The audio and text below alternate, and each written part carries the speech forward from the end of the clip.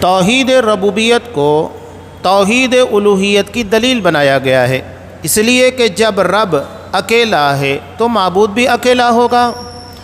جس طرح اللہ کی ربوبیت میں کوئی شریک نہیں، اسی طرح اللہ کی الوہیت یعنی معبود ہونے کے اندر کوئی شریک نہیں ہے۔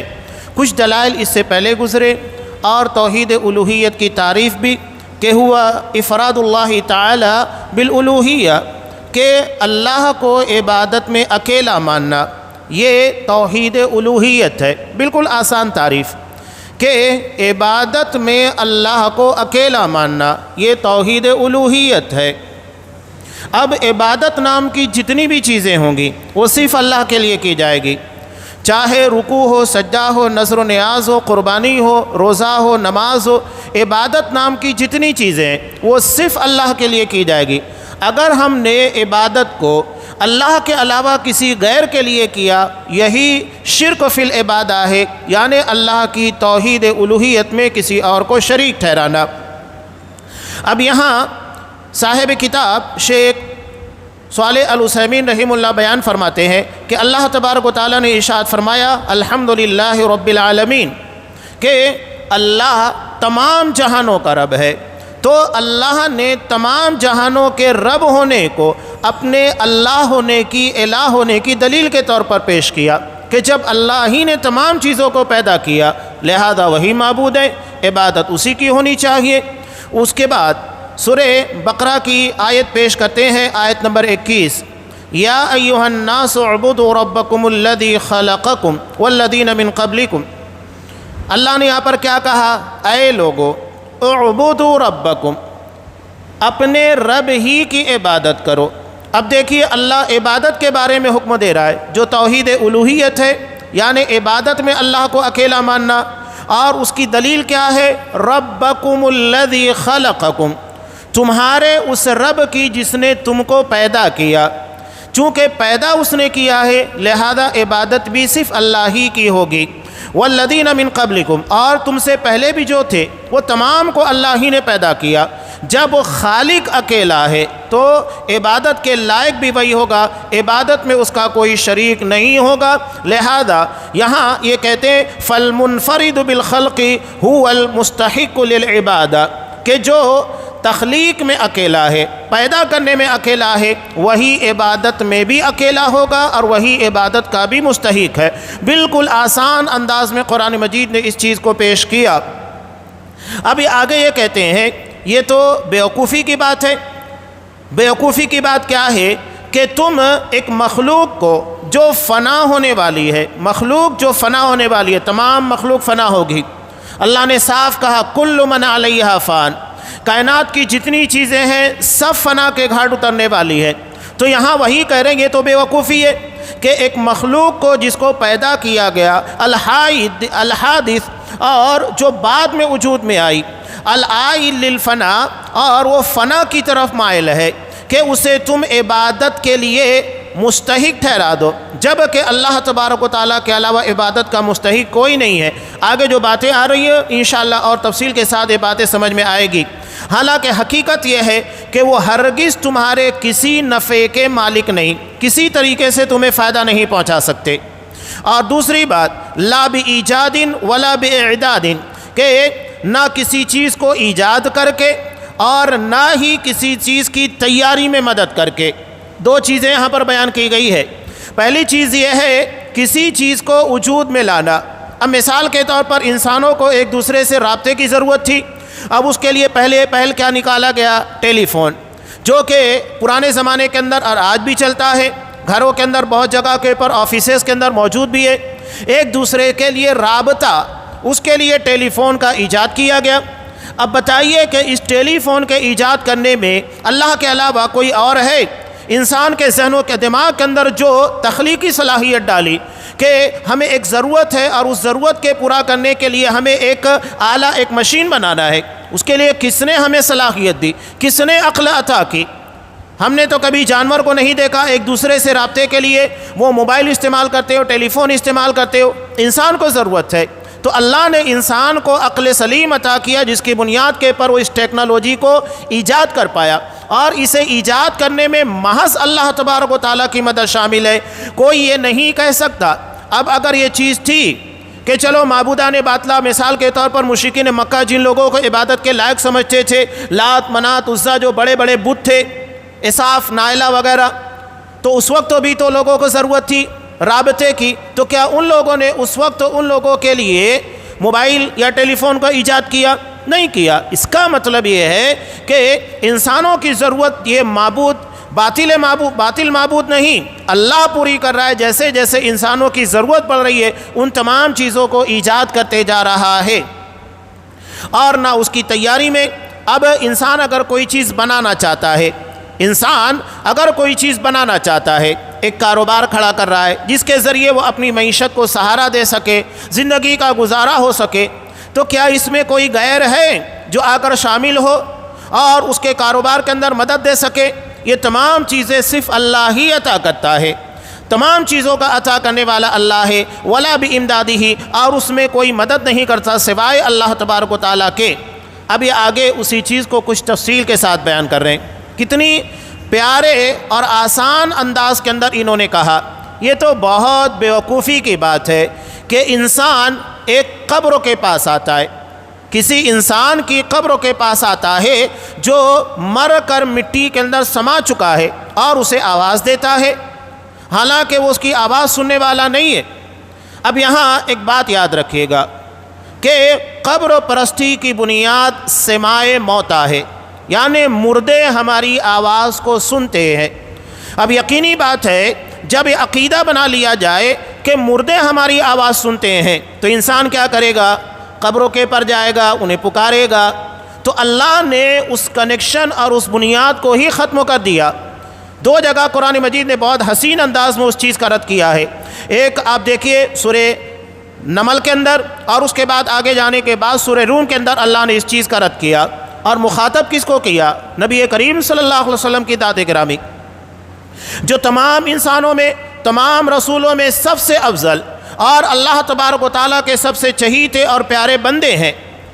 اللہ تبارک و تعالیٰ نے خود نبی کریم صلی اللہ علیہ وسلم کو مخاطب کر کے کہا، اِنَّكَ لَا تُسْمِعُ الْمَوْتَ وَلَا تُسْمِعُ الصُّمَّ الدُّعَاءَ، کہ اے میرے حبیب آپ کسی مردے تک اپنی آواز نہیں پہنچا سکتے، اسے اپنی آواز نہیں سنا سکتے، اور نہ کسی بہرے کو اپنی آواز سنا سکتے۔ اب قرآن نے مردہ اور بہرا ان دونوں کو ایک مقام کے پر کیوں جمع کیا؟ ایک مر چکا ہے، ایک بہرا ہے۔ قرآن نے دراصل عقلی اور نقلی دونوں دلیلوں کو پیش کیا۔ نقلی دلیل کیا ہے؟ نقلی دلیل کا مطلب یعنی جو اللہ تبارک و تعالیٰ نے قرآن و حدیث کے اندر بیان کیا چپ چاپ اس کو ماننا ہے، اس کو نقلی دلیل کہا جاتا ہے، یعنی جو اللہ سے نقل بھی منقول بھی اور نبی نے اس کو پہنچایا۔ اور عقلی یعنی اس چیز کو جسے عقل تسلیم کرتی ہے۔ اللہ نے کہہ دیا کہ اِنَّكَ لَا تُسْمِعُ الْمَوْتَى، یہ نقلی اور شرعی دلیل ہو گئی۔ اللہ نے کہہ دیا کہ تم مردے کو نہیں سنا سکتے۔ اب اس کے بعد اللہ نے یہ کہا کہ بہرے کو نہیں سنا سکتے، یہ عقلی دلیل کے طور پر پیش کیا گیا۔ اللہ نے بالکل آسان اور عام فہم انداز میں کہا کہ ایک شخص جو زندہ ہے، کھانا پینا زندگی کے تمام امور انجام دیتا ہے، سب اس کے پاس ہے، لیکن اللہ نے اس کے سننے کی صلاحیت کو سلب کر لیا ہے، بہرا ہو گیا ہے۔ اب آپ بتائیے ایک بہرے کے سامنے آپ کتنا بھی چلائے، کتنا بھی اسے آواز دے، کیا وہ آپ کی آواز سن سا پائے گا؟ نہیں۔ ہر کوئی شخص اس بات کو مانتا ہے، دنیا کے تمام لوگ اس بات کے پر متفق ہے، بہرا ہماری آواز نہیں سنے گا، حالانکہ وہ ہم کو دیکھ سکتا ہے اور ہمیں پکڑ بھی سکتا ہے۔ اگر ہم اس کو تکلیف دے تو وہ تکلیف دینے کے بعد ہمیں نقصان بھی پہنچا سکتا ہے، اپنا دفاع بھی کر سکتا ہے، لیکن اللہ نے صرف اس کی سننے کی صلاحیت کو سلب کر لیا ہے، اس سے محروم کر دیا ہے، تو اس کی بنیاد کے پر وہ ہماری آواز نہیں سن سکتا۔ تو مردہ جو مکمل طریقے سے مر چکا ہے، نہ وہ دیکھ سکتا ہے، نہ چل سکتا ہے، نہ کھا سکتا ہے، کچھ نہیں کر سکتا، تو وہ ہماری آواز کیسے سنے گا؟ قرآن عقلی دلیل کے بنیاد کے پر نقلی دلیل کو پیش کر رہا ہے کہ جس طرح بہرا مکمل جان رکھنے کے بعد اور ساری صلاحیتوں کو رکھنے کے بعد نہیں آواز سن سکتا ہے، تو جو مر چکا ہے مکمل طریقے سے اس کے جسم کے تمام اعضاء اپنے کام کرنا بند کر چکے ہیں، وہ کیسے سن سکتا ہے؟ ایک دم آسان ہے، ہر کوئی اس بات کو اچھے طریقے سے سمجھ سکتا ہے۔ یا اللہ یہ کہنا چاہ رہا ہے کہ میں جس کا کان لے لوں، یعنی جس کے سننے کی صلاحیت کو سلب کر لوں، تو جس کا کان لے لوں وہ نہیں سن سکتا، تو جس کی جان لے لوں وہ کیسے سن سکتا ہے؟ قرآن نے بالکل آسان عام فہم انداز میں اس مسئلے کو حل کر دیا۔ اب رہا کچھ آگے شبہات لوگ پیش کرتے ہیں، شبہات۔ اب مثال کے طور پر بخاری کی روایت میں کہ مردے کو دفن کرنے کے بعد جب اس کو دفن کرنے والے جانے لگتے ہیں تو اس کے قدموں کی آہٹ کو مردہ سنتا ہے۔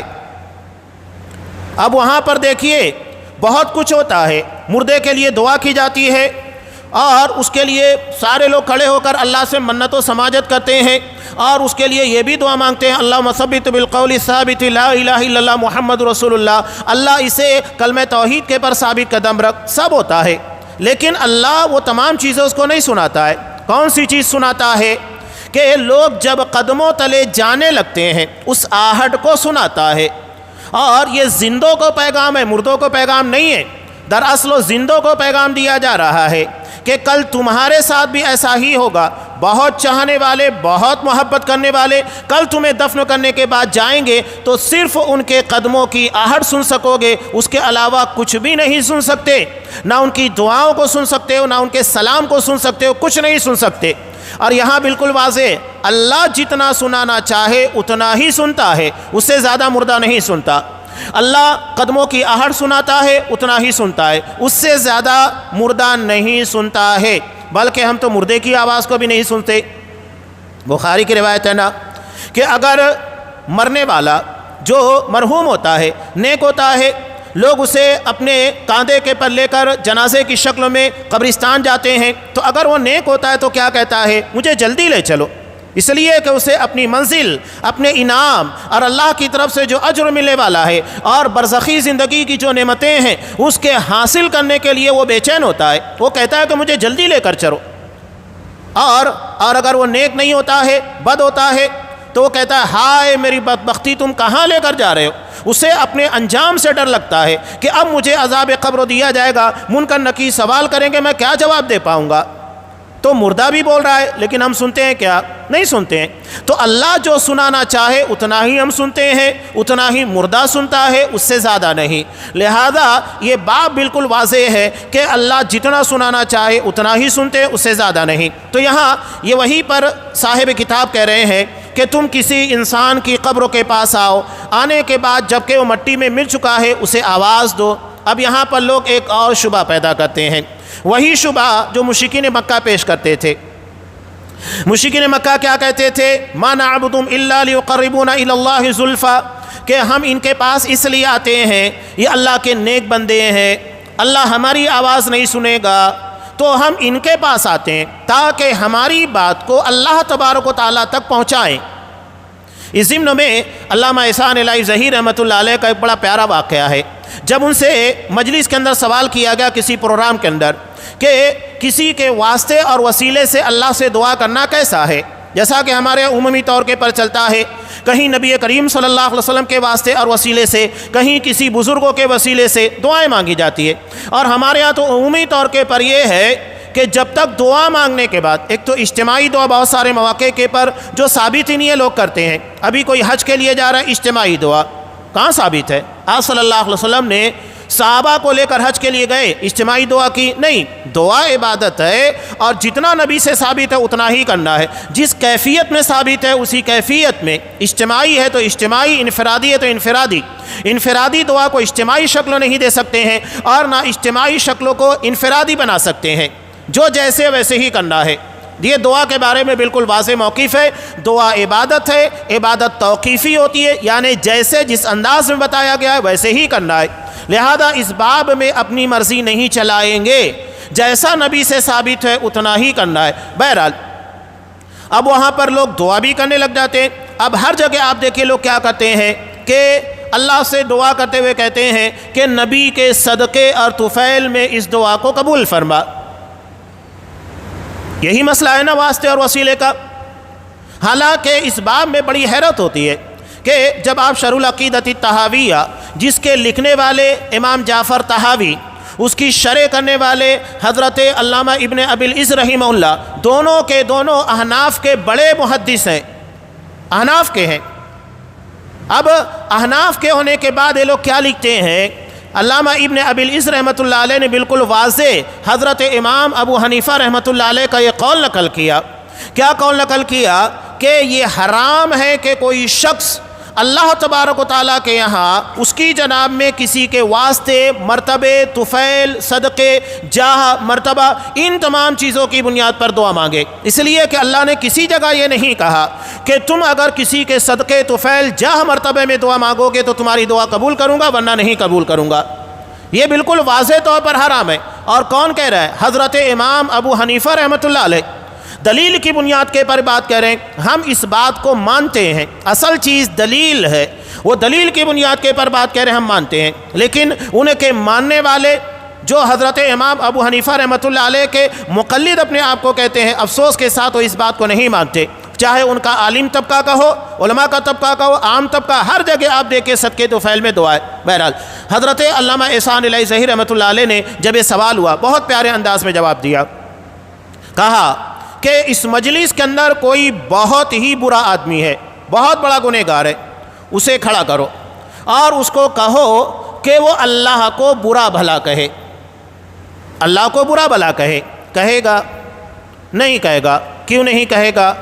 وہ مانتا ہے اور تمام لوگ اس بات کو مانتے ہیں کہ ادھر میں نے اللہ تبارک و تعالیٰ کی شان میں گستاخی کی، اللہ کو برا بھلا کہا، تو ادھر اللہ کا عذاب میرے پر نازل ہو جائے گا۔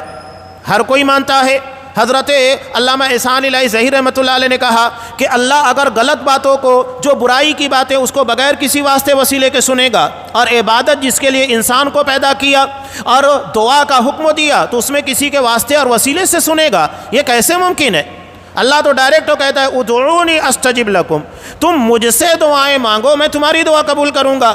اللہ یہ تو نہیں کرے کہ کسی واسطے وسیلے سے دعا مانگو کہ تبھی قبول کروں گا۔ قرآن و حدیث کی جتنی دعائیں ہیں، تمام دعاؤں کو اٹھا کر دیکھیے، کسی جگہ کے پر آپ کو کسی کے واسطے، وسیلے، صدقہ، طفیل، جاہ، مرتبہ کے اندر دعا مانگنے کا کوئی ثبوت نہیں ملے گا۔ اللہ تبارک و تعالیٰ کے بارے میں اگر کوئی یہ جانتا ہے اور یہ مانتا ہے کہ اگر نبی کے صدقے طفیل یا کسی امام، پیر، ولی، بزرگ، کسی کے بھی واسطے وسیلے سے دعا مانگیں گے تبھی ہماری دعا قبول ہوگی، غلط ہے۔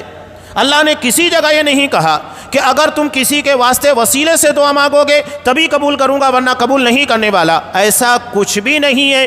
ڈائریکٹ اللہ سے دعا مانگنا چاہیے۔ ہاں، دعا مانگنے کے وقت تو جو چیزوں کا اہتمام ہے کہ آپ اللہ کے اسماء و صفات کو اختیار کریں، وہ کرنا چاہیے، اور کسی نیک انسان سے دعا کی درخواست کرنا جو زندہ ہو وہ بھی ثابت ہے، اور اسی طرح کہ اللہ تبارک و تعالیٰ کی بارگاہ میں اپنے نیک اعمال کے واسطے وسیلے سے دعا کرنا وہ بھی ثابت ہے۔ جیسا کہ حدیث غار بخاری مسلم کی مشہور روایت، بنی اسرائیل کے 3 شخص جب ایک غار میں پھنسے تو تینوں کے تینوں نے اپنے نیک اعمال کے واسطے وسیلے سے اللہ سے دعا مانگی، اللہ نے ان کی دعا قبول کی اور انہیں مصیبت سے نجات دی۔ جو ثابت ہے اتنا کرنا ہے، جو نہیں ثابت ہے اس کو نہیں ماننا ہے۔ تو یہاں پر وہی کریں کہ ایک انسان کی قبروں کے پاس جانا اور جو کہ مٹی میں سما چکا ہو اور اس کے بعد اس سے دعا کرنا، وَتَعْبُدُهُ، اور اس کی عبادت کرنا۔ عبادت کرنا کیا ہے؟ عبادت کرنا یہ ہے کہ اس کے لیے نذر و نیاز کیا جائے۔ آج دیکھیے کہ قبروں کے پر چادر چڑھائی جاتی ہے، قندوری کی جاتی ہے، یعنی اس قبر والے کے لیے بکرا ذبح کرنا۔ حالانکہ بکرا ذبح کرنا عبادت ہے، جیسا کہ ہم قربانی کرتے ہیں، تو اسے اللہ کے علاوہ کسی غیر کے لیے نہیں کیا جا سکتا۔ قرآن کتنا واضح کہتا ہے، اور اسی دعا کو، اسی آیت کو قربانی کے موقع کے پر جانور کو ذبح کرنے کے وقت ہم پڑھتے ہیں، ان صلاتی و نسکی و محیای و مماتی للہ رب العالمین، کہ کہہ دو میری نماز، میری قربانی، میرا جینا، میرا مرنا سب اللہ رب العالمین کے لیے، یہ سب اللہ کے لیے، اسے کسی غیر کی طرف نہیں پھیر سکتا۔ اب قربانی عبادت، اس جانور کو چاہے آپ بکرا ذبح کیجئے، مرغا ذبح کیجئے، کوئی بھی چیز ہو، اگر آپ اللہ کے علاوہ کسی غیر اللہ کے لیے اسے ذبح کرتے ہیں، یہی تو دراصل اللہ کے عبادت میں کسی غیر کو شریک ٹھہرانا ہے، اللہ کو چھوڑ کر کسی غیر کے لیے عبادت انجام دینا ہے، جو شرک کہلاتا ہے۔ حالانکہ مسئلہ کیا ہے، حقیقت کیا ہے؟ یہاں پر یہ کہہ رہے ہیں وَهُوَ بِحَاجَةٍ إِلَىٰ دُعَاءِ، مردہ ہماری دعاؤں کا مستحق ہوتا ہے، وہ ہماری دعاؤں کا محتاج ہوتا ہے۔ صاحب قبر یہ ہماری بگڑی نہیں بناتا اور وہ ہمارے لیے دعا نہیں کرتا یا ہماری زندگی کی پریشانیوں کو دور نہیں کرتا، بلکہ ہم اپنی دعا کی وجہ سے اس کی زندگی کو آسان بنانے کے لیے اللہ سے درخواست کرتے ہیں۔ بہقی کی روایت ہے، آپ صلی اللہ علیہ وسلم نے ارشاد فرمایا، حضرت عبداللہ ابن عباس رضی اللہ تعالیٰ عنہ سے مروی، مل میت فی القبر الا کالغریق المتغوث، میت یعنی جو مر چکا ہے، قبروں میں جا چکا ہے، یہ اس ڈوبنے والے کی طرح ہوتا ہے جو آواز لگاتا ہے، وہ اپنی مدد کے لیے کسی کو پکارتا ہے، اس لیے کہ وہ ڈوبنے والے کی طرح ہے۔ کوئی شخص پانی میں ڈوب رہا ہے تو کیا کرتا ہے؟ وہ چاہتا ہے کہ کوئی آئے اس کو بچا لے، تاکہ پانی کے اندر ڈوبنے سے وہ اپنے آپ کو بچا لے جائے۔ تو اس ڈوبنے والے کی طرح مردہ بھی ہوتا ہے۔ اب یہ بچنے کے لیے کیا کرتا ہے؟ ینتظر دعوہ، وہ دعا کے انتظار میں ہوتا ہے۔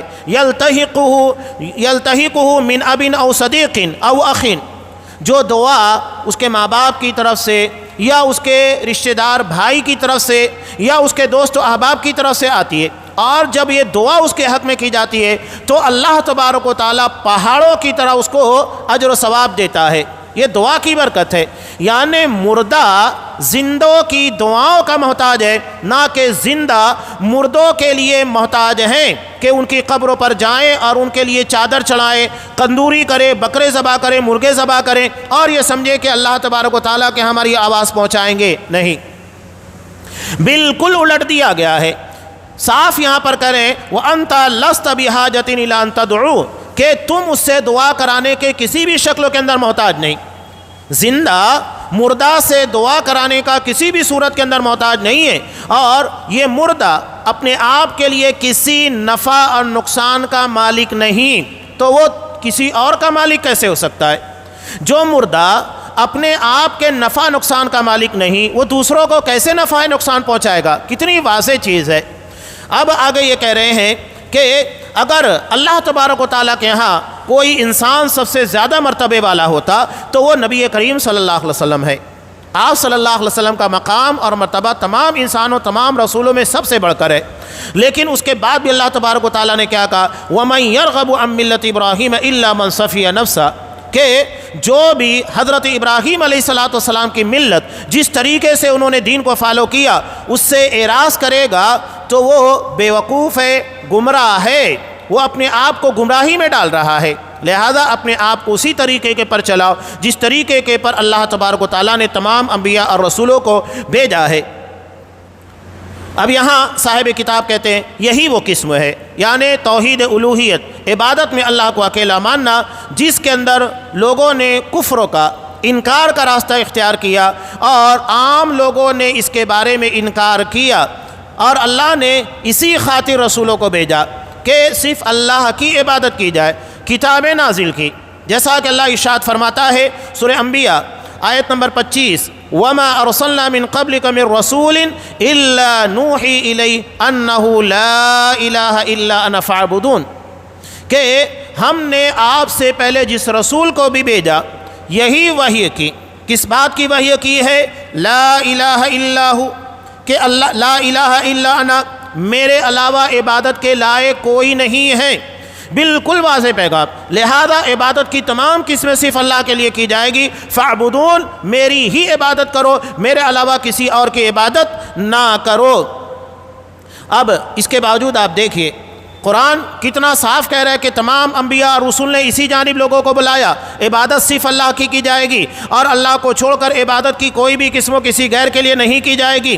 اب اس کے بعد کیا مسئلہ ہے کہ بہت سارے رسولوں کے اتباع، یعنی ان کے ماننے والے، ان کے فالور، ان کے امتی، ان کے بارے میں آپ صلی اللہ علیہ وسلم نے ارشاد فرمایا فرأیت النبی ومعہ الرہط، کہ قیامت کے منظرنامے کو پیش کرتے ہوئے آپ صلی اللہ علیہ وسلم نے ارشاد فرمایا کہ باوجود اس کے کہ میں نے دیکھا کہ قیامت کے دن نبی آئے گا، وَمَعَهُ الرَّهْطُ، اس کے ساتھ ایک گروہ ہوگا، ایک جماعت ہوگی، وَالنَّبِيُّ وَمَعَهُ الرَّجُلُ وَالرَّجُلَانِ، کوئی نبی ایسے بھی آئے گا، اس کے ساتھ ایک آدمی ہوگا یا دو آدمی ہوں گے، یعنی اس کے پر ایمان لانے والے اتنے ہی ہوں گے، کسی کے ساتھ ایک چھوٹی سی جماعت ہوگی، کسی کے ساتھ ایک آدمی ہوگے، کسی کے ساتھ دو آدمی جنہوں نے نبی کی دعوت کو قبول کیا، وَالنَّبِيُّ وَلَيْسَ مَعَهُ أَحَدٌ، اور کوئی نبی تو ایسا ہوگا کہ اس کے ساتھ کوئی بھی نہیں ہوگا، یعنی اس کے پر ایمان لانے والا کوئی نہیں ہوگا۔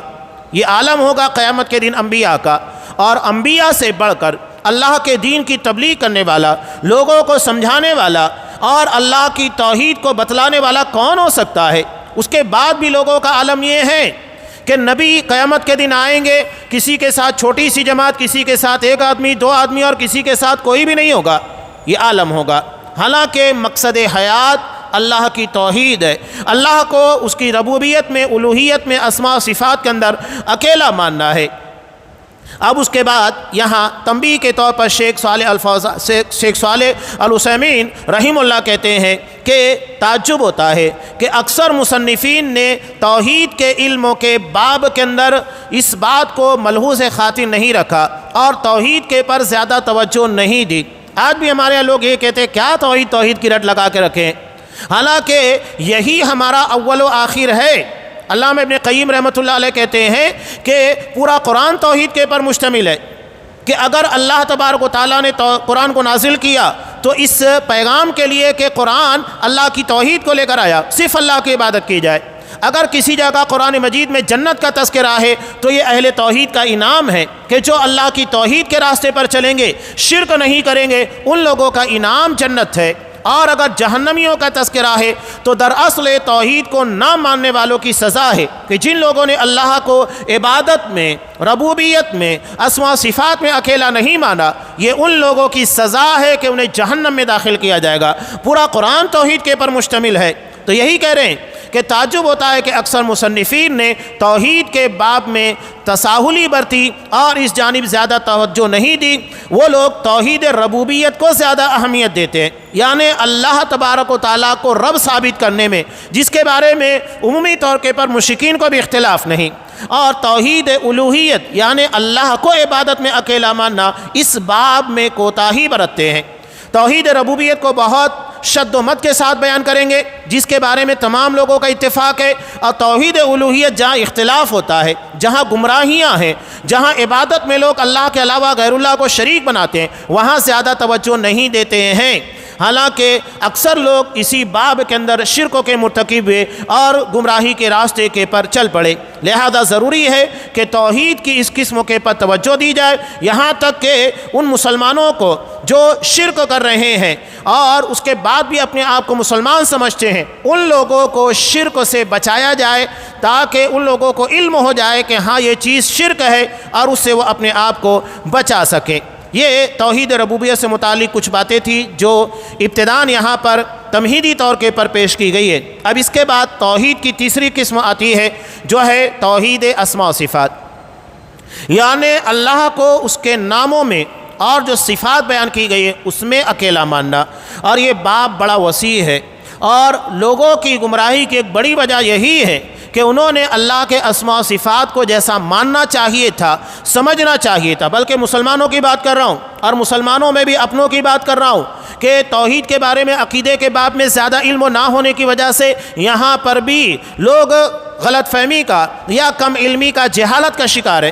اکثر بہت سارے لوگوں کو اگر مجلسوں کے اندر سوال کر لیا جائے کہ ٹھیک ہے اللہ تبارک و تعالیٰ رب ہونے میں اکیلا ہے، اس کی تعریف بیان کرو، یا اس کے بارے میں جو تشریح بیان کی گئی ہے اس کی تعریف وہ بیان کرو، تو ہمارے افراد نہیں بیان کر پاتے کہ توحید ربوبیت کا مطلب کیا ہے، نہیں بیان کر پاتے، افسوس کے ساتھ کہنا پڑتا ہے۔ توحید الوہیت اگر آپ یہ پوچھیں گے اس کا معنی کیا ہے، اس کی تعریف کیا، نہیں بتا پائیں گے، جبکہ توحید ربوبیت کا مطلب بالکل واضح ہے، اور بار بار اس چیز کو میں بیان کر رہا ہوں اور آگے آتا بھی رہے گا تاکہ یہ پختگی کے ساتھ ہمارے ذہن و دماغ کے اندر بیٹھ جائے کہ اللہ کو خالق ہونے، مالک ہونے اور مدبر کائنات ہونے میں اکیلا مانا جائے، یہ ہے توحید ربوبیت۔ اور توحید الوہیت اللہ کو عبادت میں اکیلا ماننا، بار بار یہ چیزیں ریپیٹ ہوتی رہیں گی تاکہ ذہن و دماغ کے اندر پختگی کے ساتھ بیٹھ جائے۔ انشاءاللہ آئندہ جو درس و شروع ہوگا وہ توحید اسماء و صفات، یعنی اللہ اس کی ناموں میں، اللہ کے پیارے پیارے نام ہیں، اس کی صفات ہے، اللہ ان تمام چیزوں میں اکیلا ہے، بے مثال ہے، یکتا ہے۔ بڑی تفصیل کے ساتھ انشاءاللہ آئندہ درسوں میں وہ تمام تر چیزیں آنے والی ہے۔ اللہ تبارک و تعالیٰ سے دعا ہے کہ پروردگار ہمیں ان تمام چیزوں کا علم، جیسا کہ شارحین نے نبی کریم صلی اللہ علیہ وسلم کی احادیث قرآن کی آیات کے ضمن میں بیان کیا ہے، جو سلف کا عقیدہ ہے، ہمیں اسی عقیدے کو سمجھنے اور اسی کے پر قائم و دائم رہنے کی توفیق عنایت فرمائے۔